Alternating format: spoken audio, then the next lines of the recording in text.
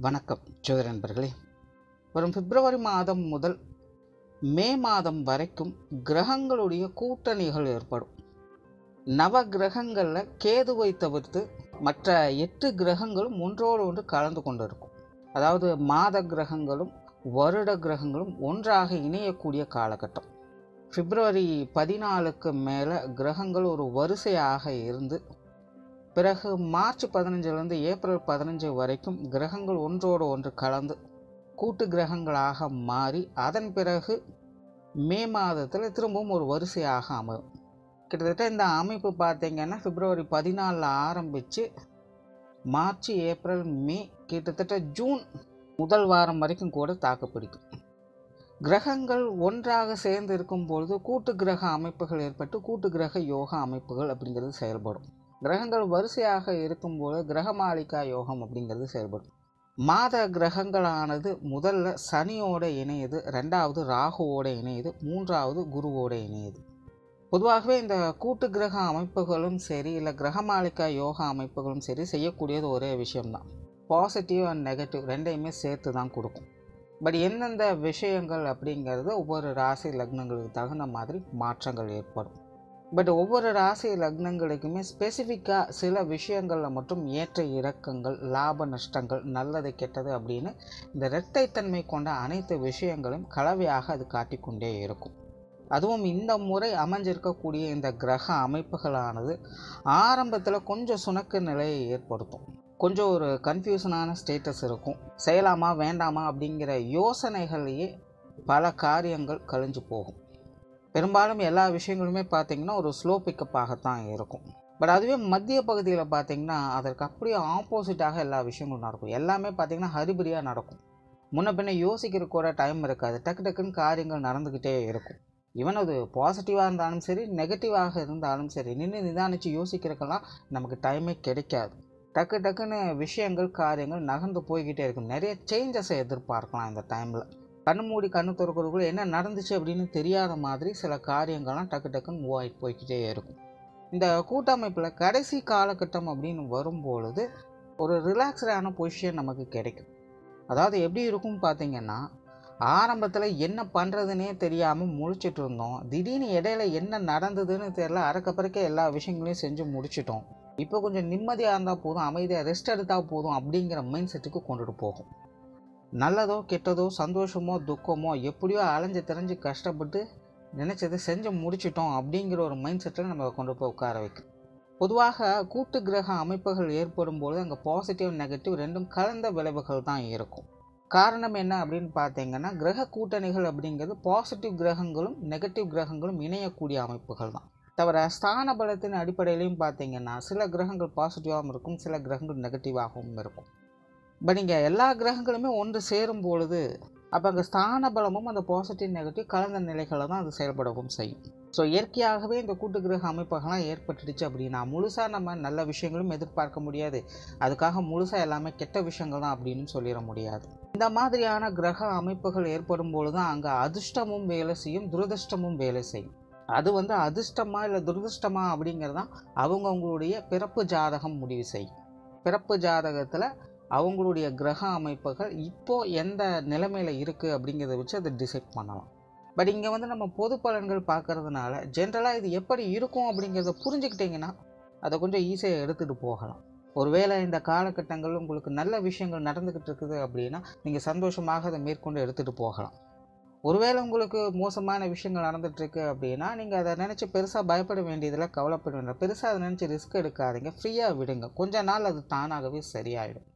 திரும்ப திரும்ப அதே விஷயங்களுக்குள்ளே போய் மாட்டிக்காதீங்க. ஒரு 3 மாதம் பொறுமையாக இருந்துட்டு அதன் பிறகு உங்களோட ப்ராசஸை ஸ்டார்ட் பண்ணுங்கள். ஸோ அதற்கு தகுந்த மாதிரி நீங்கள் கொஞ்சம் ஃப்ளெக்சிபிளாக இருந்துட்டீங்க அப்படின்னா இந்த காலகட்டம் உங்களுக்கு கொஞ்சம் சமாளிக்கக்கூடிய வகையிலும் சிறப்பான வகையிலும் அமையும். தவிர பொதுவான வகையில் ஒவ்வொரு ராசி லக்னங்களின் வகையில் ஒவ்வொரு ராசிக்கும் ஒவ்வொரு விதமான வகையில் இது ஸ்பெசிஃபிக்காக வேலை செய்யும். அது உங்களுடைய ராசிக்கு என்னென்ன விஷயங்கள் அப்படிங்கிறத மேற்கொண்டு பார்க்கலாம். தவிர இது ராசிக்கு பொருந்துமா இல்லை லக்னத்துக்கு பொருந்துமா அப்படிங்கிற டவுட்டு வேண்டாம். ஏன்னா இது ராசிக்கும் பொருந்தும் லக்னத்துக்கும் பொருந்தும். சிம்மம், சிம்ம ராசி சிம்ம லக்னக்காரங்களுக்கு இந்த 4 மாத காலகட்டங்களானது ரொம்பவுமே மிக்சடான நிலைகளில் தான் செயல்படும். குறிப்பாக சிம்ம ராசி சிம்ம லக்னக்காரங்களுக்கு மறைமுக ஆதாயங்களை பெறக்கூடிய காலகட்டமாக இது அமையுது. அதாவது ஒரு பக்கம் ரொம்பவுமே பிஸியாக இருப்பீங்க, உங்களுக்கு வேலைப்பளு வேலை சுமை அப்படிங்கிறதெல்லாம் அதிகமாக தான் இருக்கும். சில நேரங்களில் கொஞ்சம் கஷ்டமாக கூட இருக்கும், எதுக்கு தான் இதெல்லாம் நம்ம செய்கிறோம் அப்படிங்கிற மாதிரி மனவேதனைகள் கூட அவர் நேரம் வந்து போகத்தான் செய்யும். பட் இருந்தாலுமே அதனுடைய பெனிஃபிட்ஸ் அப்படிங்கிறது ரொம்பவுமே உங்களுக்கு சாதகமான அமைப்புகளை ஏற்படுத்தி கொடுக்கும். அதாவது உங்களுடைய எதிர்காலத்துக்கு தேவையான விஷயங்களை பூர்த்தி செய்யக்கூடிய வகையில் இப்போ ஏற்படக்கூடிய இந்த கஷ்ட நஷ்டங்கள் அப்படிங்கிறது செயல்படும். ஸோ இந்த மறைமுக ஆதாயம் அப்படிங்கிறது அப்படித்தான், டைரெக்டாக பெனிஃபிட்ஸை எதிர்பார்க்க முடியாது. இப்போது செய்யக்கூடிய விஷயங்கள், நடக்கக்கூடிய விஷயங்கள் எல்லாமே ஏதாவது ஒரு காலகட்டத்தில் நமக்கு சாதகமான மாற்றத்தை அது அந்த நேரத்தில் ஏற்படுத்தி கொடுக்கும். ஸோ அந்த மாதிரியான ஒரு காலகட்டம் தான் இந்த சிம்ம ராசி சிம்ம லக்னக்காரங்களுக்கு இந்த கிரக கூட்டணிகளால் அடுத்த 4 மாதங்கள் ஏற்படும். மெயினாக சிம்ம ராசி சிம்ம லக்னக்காரங்களுக்கெல்லாம் வெளி விஷயங்கள் காரியங்களில் இன்ட்ரெஸ்ட் அதிகரிக்கும். மற்றவர்களுக்காக அல்லது மற்றவர்கள் சம்மந்தப்பட்ட விஷயங்களில் தான் அதிகமாக ஈடுபட்டு வருவீங்க. ஸோ மற்றவங்களுடைய சப்போர்ட் அப்படிங்கிறதும் உங்களுக்கு அதிகமாக தேவைப்படும். இந்த காலகட்டங்களில் தனித்து செயல்பட முடியாது. ஸோ யாரோ ஒருத்தருடைய சப்போர்ட் அல்லது தேவைகள் அப்படிங்கிறது உங்களுக்கு தேவைப்பட்டுக்கிட்டு தான் இருக்கும். அதே போல் உங்களுடைய மனமும் பார்த்திங்கன்னா வெளி விஷயங்களில் தான் அதிக நாட்டத்தை ஏற்படுத்தும். இப்போ இந்த காலகட்டங்களில் கம்பேரிஷன் அப்படிங்கிறதும் அதிகமாக ஏற்படும். உங்களை சுற்றி மற்றவங்க எல்லாருமே என்ன பண்ணிக்கிட்டு இருக்காங்க அப்படிங்கிறதும் நீங்கள் அதிகமாக நோட் பண்ண ஆரம்பிப்பீங்க. ஸோ புதிய விஷயங்கள் மற்றும் புதிய காரியங்கள் முயற்சிகள் கடினமாக இருந்தாலும் சாதகமான தன்மைகளை கொடுக்குது. தொழில் வேலை உத்தியோக ரீதியாக கொஞ்சம் பரபரப்பான சூழ்நிலைகள் இருக்கவே செய்யும். குறிப்பாக இந்த 4 மாதங்களில் ஆரம்ப காலகட்டமும் கடைசி காலகட்டமும் உங்களுக்கு ரொம்பவுமே சாதகமாக இருக்குது. இந்த மத்திய பகுதியில் மட்டும்தான் கொஞ்சம் நிதானித்து செயல்பட வேண்டியதாக இருக்கும். இந்த நேரத்தில் சில சேஞ்சஸ் ஏற்படுறதுக்கும் வாய்ப்புகள் இருக்குது. நிறைய பேருக்கு இந்த காலகட்டங்களில் தொழில் வேலை உத்தியோக ரீதியாக இடமாற்றங்கள் போன்ற விஷயங்கள் ஏற்படலாம். வெளியூர் மற்றும் வெளிநாடு சம்பந்தப்பட்ட விஷயங்கள் ஈடுபாடுகள் அதிகரிக்கலாம். அது அந்நியர்கள் சம்பந்தப்பட்ட விஷயங்களில் ஈடுபாடுகள் அதிகரிக்கும். முன்பின் தெரியாதவங்க விஷயங்களில் ஈடுபாடுகளை உண்டாக்கும். ஆகையினால் மத்திய பகுதியில் மட்டும் கொஞ்சம் நிதானம் தேவைப்படும். மற்றபடி ஆரம்ப காலகட்டம் மற்றும் கடைசி காலகட்டம் அப்படிங்கிறது உங்களுக்கு சாதகமாக அமையுது. குறிப்பாக வாடிக்கையாளர்கள் சார்ந்த விஷயங்களில் ஈடுபாடுகள் அதிகரிக்கவே செய்யும். மற்றவங்க தேவை இருந்து செயல்பட்டு வருவீங்க. பட் பேச்சுவார்த்தைகள் மட்டும் கவனம் தேவை. ஏன்னா சிம்ம ராசிக்கு சிம்ம லக்னத்துக்கு 7ஆம் இடத்துல சனி இருக்குது, 8ஆம் இடத்துல ராகு இருக்குது. அதனால் மற்றவர்களை நம்பி எந்த ஒரு காரியத்திலும் இறங்காதீங்க. மற்றவங்க சொல்கிறாங்க அப்படின்னு சொல்லி எந்த ஒரு விஷயத்தையும் செய்யாதீங்க. அதாவது உங்களுக்கு முன்பின் தெரியாத விஷயங்களை மற்றவர்களை நம்பி இறங்க வேண்டாம். அதே போல் சில முக்கியமான காரியங்களை நம்பிக்கை இல்லாதவர்களிடம் ஒப்படைக்காதீங்க. ஏன்னா காரியங்கள் அந்த டைமுக்கு முடிவடையாது, இழுபறியாகத்தான் இருக்கும். அதற்குண்டான பொறுமை அப்படிங்கிறதும் உங்களுக்கு தேவைப்படும். அதாவது சிம்மத்தை பொறுத்த வரைக்கும் இந்த காலகட்டங்களில் ஒரு பக்கம் உங்களுடைய ஆக்டிவிட்டீஸே பார்த்தீங்கன்னா மற்றவங்களை சார்ந்து தான் இருக்கும். பட் அதே நேரம் மற்றவர்களை முழுவதுமாக நம்புறதும் கஷ்டம்தான். ஸோ எப்போவுமே மற்றவங்களுடைய சேர்ந்து செயல்படக்கூடிய விஷயங்களில் கொஞ்சம் சுதாரிப்புத்தன்மையும் விழிப்புணர்வும் செயல்பட வேண்டிய அவசியமாக இருக்கும்.